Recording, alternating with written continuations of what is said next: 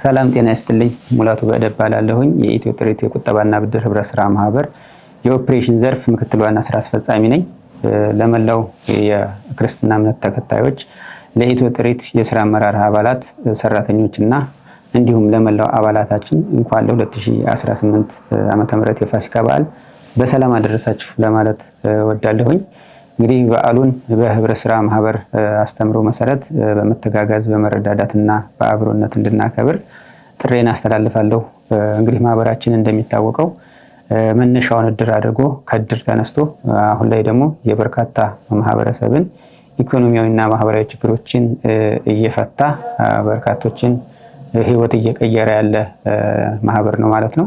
እንግዲህ ማህበራችን በአሁኑ ሰዓት ላይ ከሚሰጣቸው ዋና አገልግሎቶች መካከል የቁጠባ አገልግሎት፣ የብድር አገልግሎት፣ የማማከርና ስልጠና አገልግሎቶች ይገኙበታል ማለት ነው።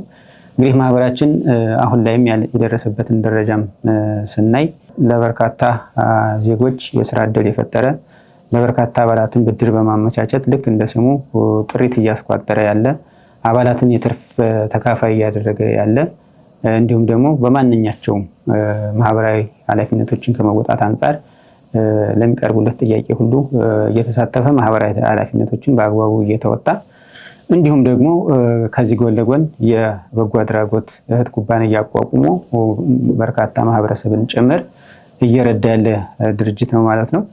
ስለዚህ በዚሁ አጋጣሚ ጥሪን ማስተላለፍ የምፈልገው የማህበራችን አባል ላልሆናችሁ በሙሉ ማለት ነው፣ ይህንን አውቃችሁ አሁን ማህበሩ የደረሰበትን የእድገት ደረጃ እየሰጠ ያለውን በጎ አገልግሎት ጭምር በማየት ማህበራችንን በመቀላቀል ራሳችሁን እንድትለውጡና እንደ ሀገርም በጋራ ሰርተን በጋራ እንድንለወጥ የሚል ጥሪዬን አስተላልፋለሁ ማለት ነው። እንግዲህ በዓሉ የሰላም፣ የደስታ፣ የፍቅር፣ የመተጋገዝ እንዲሆንላችሁ ከልብ እመኛለሁኝ።